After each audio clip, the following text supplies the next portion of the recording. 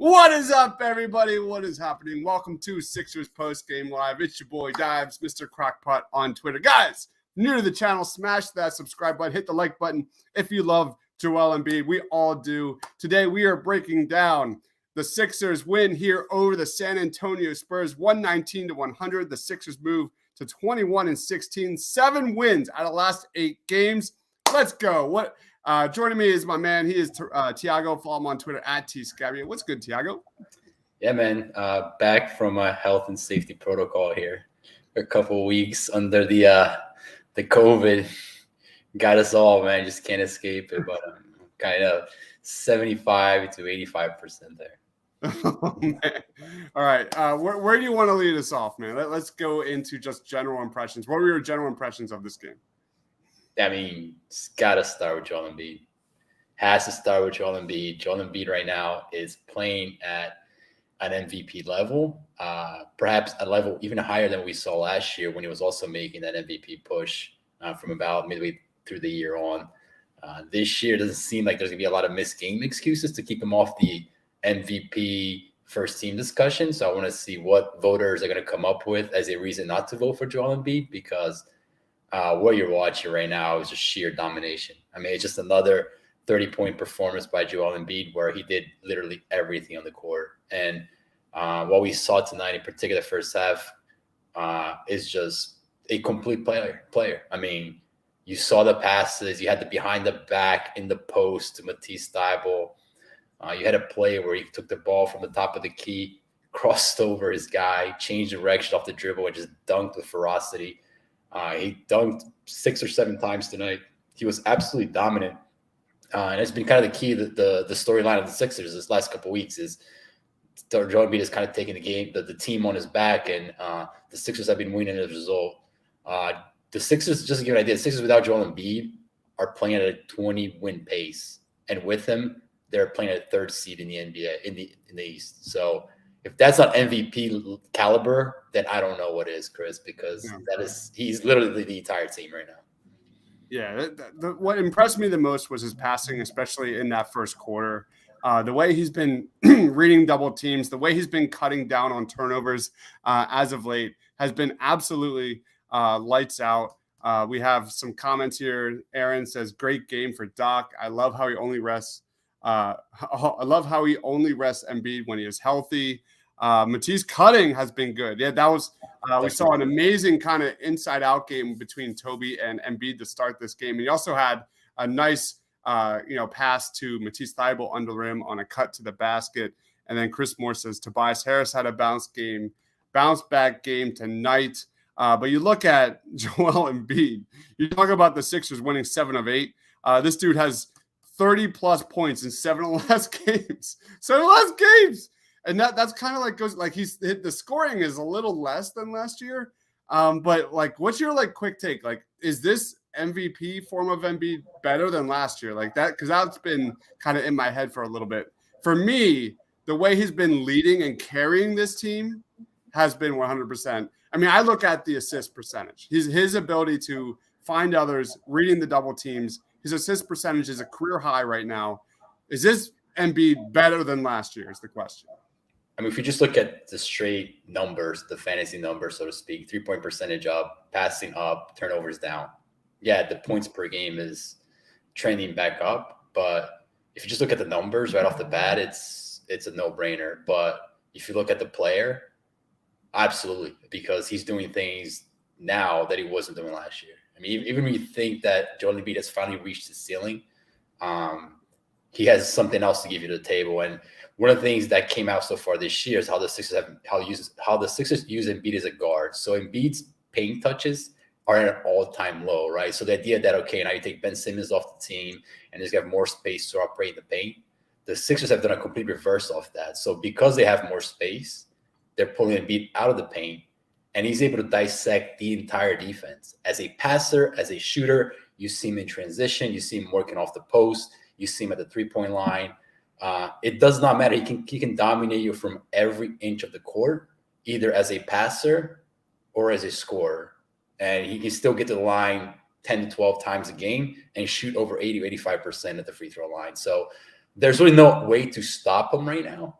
And, that speaks to where he's at as a player. I think, we look at players that can truly dominate the game right now. It's Joel Embiid. You're seeing LeBron James come back up. Obviously, Kevin Durant, Giannis.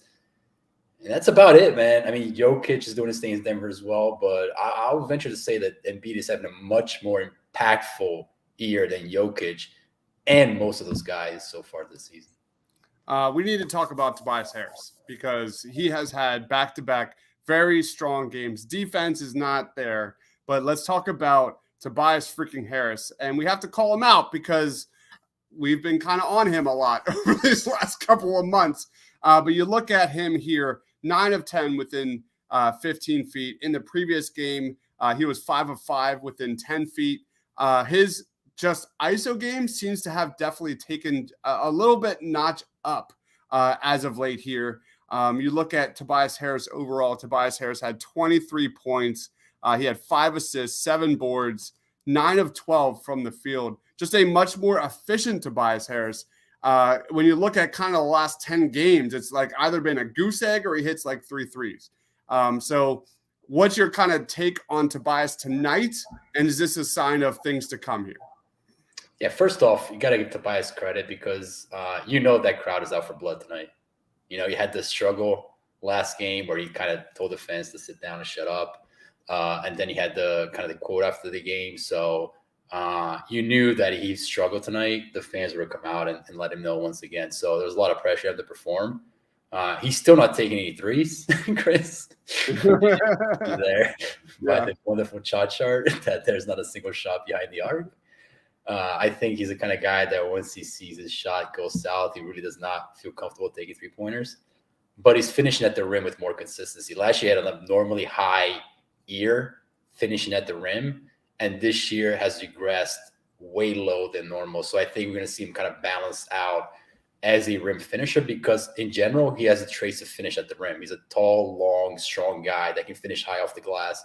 And you see a lot of those plays for Tobias coming downhill. So I expect to be more consistent around the rim, but yeah, you still want the guy to come in and take 4 or 5 3-pointers a game and hit at between 35 to 40%. And he's nowhere near that as a player right now. Let's jump right into Seth Curry because Seth Curry has been absolutely on fire lately.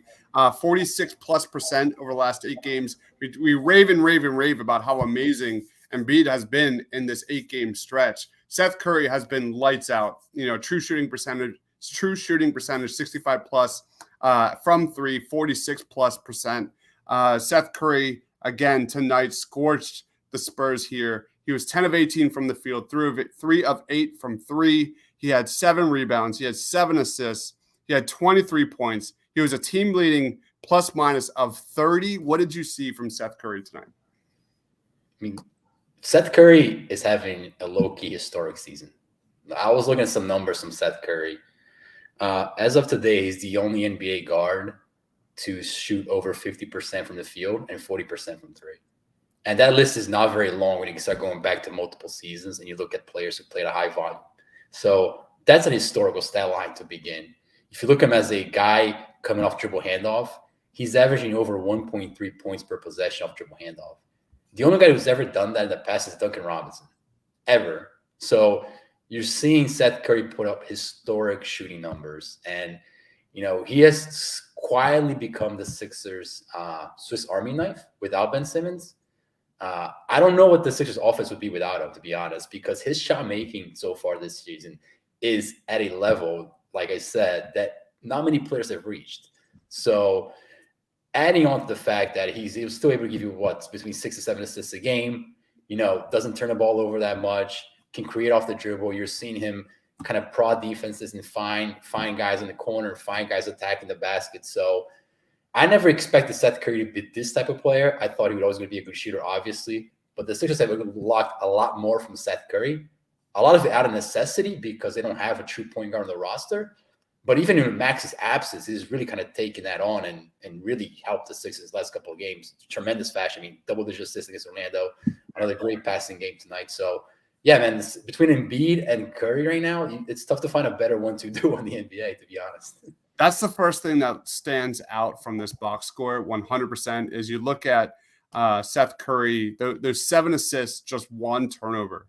Heading into tonight over those last 8 games, 2.65 assist to turnover ratio.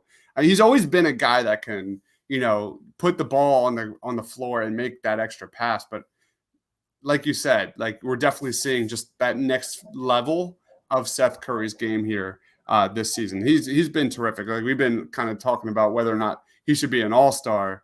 And I put that on our YouTube channel. Did you? What was the results? I did. The results of whether or not Seth Curry should be an all-star this season. It is 253 results. 51% says yes, compared to 49% says no. I'm sure you got to adjust for some homerism there. A little bit. Obviously, he's not going to be an all-star because the East is loaded with talent. But if you put a case in front of me to Seth Curry to be an all-star, I could see reason why. That's how good he's been this year. All right. So 77 points from the Sixers' big three tonight.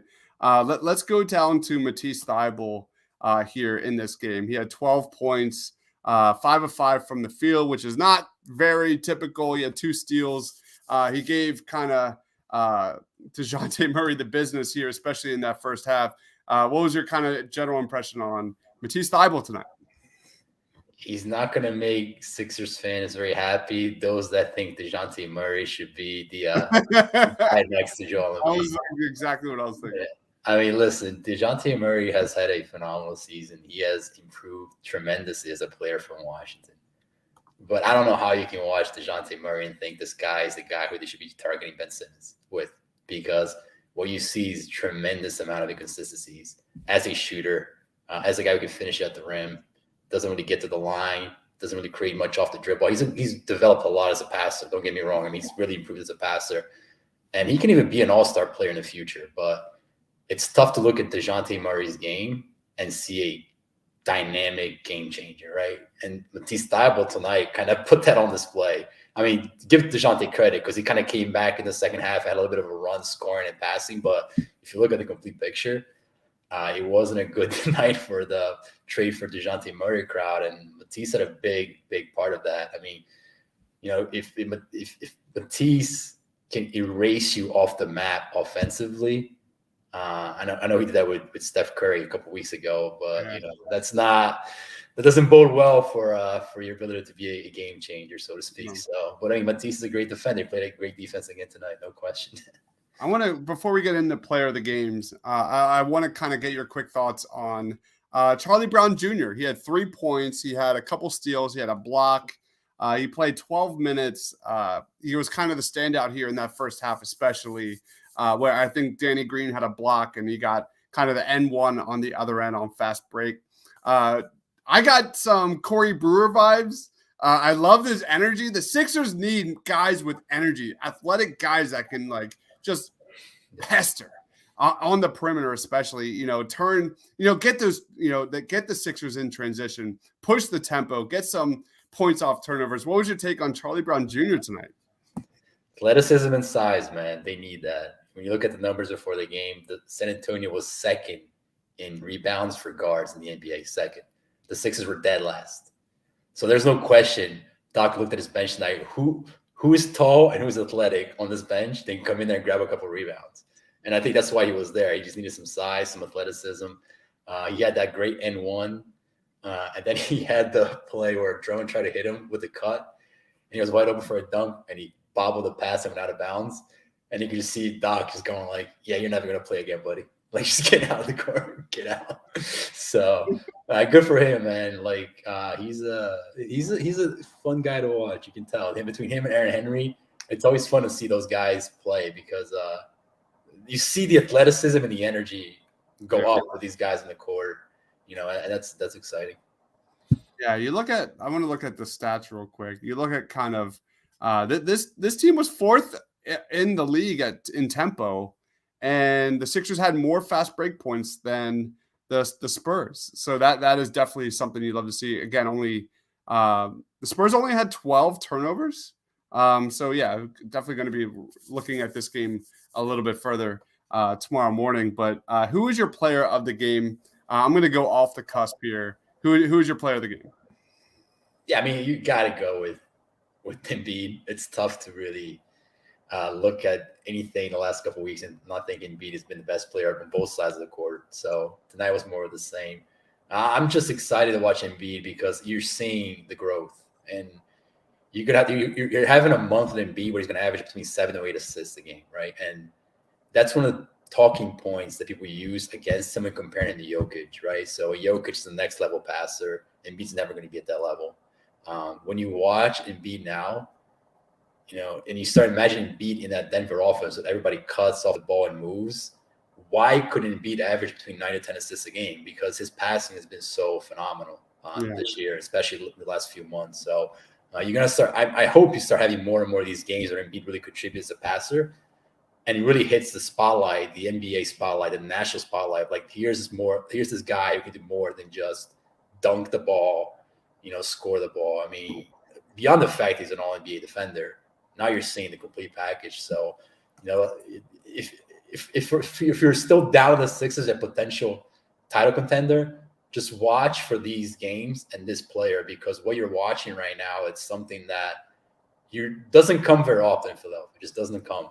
And you got to be able to appreciate that. And Embiid's part of that Philly lore, man. So yeah, it's been fun to watch for sure. Here's an epic pass from Joel Embiid. Road swing right now, and what a way for the Sixers. 7-game East Coast road swing right now, and what a way for the Sixers. Yeah, like, again, a career high assist percentage this season. Chilla says Embiid and Jokic are getting better and better. And that's not a knock on Jokic. Like, Jokic's an MVP player, but you're seeing Embiid at that level, and that's exciting. That's exciting. Yeah, I'm gonna go to a duo that didn't even play tonight. I'm sorry, we kind of pride ourselves here on no bullshit. I gotta say, I am 100%. Tom McGinnis and Mark Jackson are much better at commenting in this game than Kate and Ala, and I love those two. That's not a disrespect at all. I'm just saying I thoroughly enjoy more, listening to Tom and Mark. It just seems more natural for me. So those are my player of the game. They didn't even play tonight. They didn't even call the game tonight. But if I don't know, like, just watching the game, I am all in on Tom McGinnis and my man Mark Jackson, who has done a terrific job here. How would you grade tonight's performance, man? You can tell Mark has just a better eye for the game. Like, he just sees things that Allah doesn't see. Allah spends way too much time complaining to the refs, way too much time with the pom-poms cheerleading. And, for folks like us who like to understand a little bit more what's going on in the court, Mark does a tremendous job. I would love to see Mark next to Kate, see how that pairing works. I think there's opportunity there because Kate's been really, really good. But yeah, so yes, that's pretty much it. What was your question, Chris? No, that's a question. How would you grade tonight's win? Oh yeah, definitely. Hey, I mean, San Antonio's not a particularly great team, borderline playing team in the West, but the Sixers are playing good basketball. They played really good basketball tonight. The game against Brooklyn, we talked about it. It was a really good game for them, and they've been solid since. So, the schedule's going to tense up a little bit with Boston, even though Boston's a train wreck, and Miami's tough team. So you're going to start getting some of these tougher games, the Lakers soon. So, but you want to keep playing that way. You're getting guys back now, and let's see if they keep the show going. One of our favorite commenters here, Quentin, says Jackson's a little extra, but he's growing on me. Tom is awesome. Tom is awesome. I've interviewed him here on the Painted Lines. If you want to go check that out, he is just the nicest guy. Him and Mark, just the nicest. They're all nice. They're all nice. They're all nice. It's just that. Chris Moore says Embiid is third in fan votes. I did not know that. That what that is 100% well deserved. Shea Gilgeous-Alexander, and we in the mix. That guy is legit. If Yeah. the Sixers somehow get him, I think it changes the conversation because I see a lot of Chris Paul in this game. And this kid is like 21, 22, whatever old he is. I don't know. He's been tremendous, and he's a superstar potential, no questions asked. Yep, difference maker right there. I give this grade an A. How many times over the last several weeks have you seen the Sixers not handle business? They handled their business tonight, taking down a team like the Spurs and doing what they need to do. Joel Embiid, Seth Curry, Tobias Harris from the jump. They were absolutely terrific in this game. They had 32 points in the first quarter, 12 of 18 from the field. That's what I want to see. I want to see this team. I want to see their stars, play well together. And that's something that we truly haven't seen a little bit, especially Tobias. So hopefully Tobias is getting his shit together here, especially ISO, especially within that 15 to 10 feet area, his pull-up jumper. We're seeing a little bit of progress. It's only 2 games. But that is a kind of a big deal when you talk about the ceiling of this team when it comes to the playoffs. Let's wrap it up, man. Where can we find you, man? What do you got going on? Yeah, man, we'll find me on Twitter at tscabia. We'll try to do as much as we can, obviously. We'll pick it up as these games getting more intense, I'm sure. And I'm just trying to think about, the Seth Curry season, man, how we can give props to that season because there's a lot to write about, to think about because he's been so great. And I don't think there's been else been said about the year that he's having. It's been historic, man, historic. And you saw once again, another great Curry night. Yeah, absolutely. Follow my man. Wait, hold on. We got some more comments. Chris Moore says, Embiid 3 assists short of a triple-double. It's been amazing, man. Just been amazing. How many double doubles does Embiid have? I'm not sure. How many games did they play this year? Yeah, exactly. Bad minus 3 or 4 games. Yeah, 80%, 90% of those games, I'm sure. He's been the man. Even when he's struggling defensively, he's been terrific. Even when he's struggling offensively, he's carried this team on his back, especially late in games over the last couple months. So just want to say thank you, everyone, for watching. Be sure to smash that subscribe button. You can see my dog just chilling in the back there. She's not very excited about the Sixers game. She isn't very excited about the snow, by the way. She's just tired. We got some snow here outside of Philly. It was a ton of fun. But again, thank you, everyone, for watching. Hit that subscribe button. Follow us at thepaintlines.com. My man, Tiago, he is at tscabia. For Tiago, for myself, stay awesome, everyone.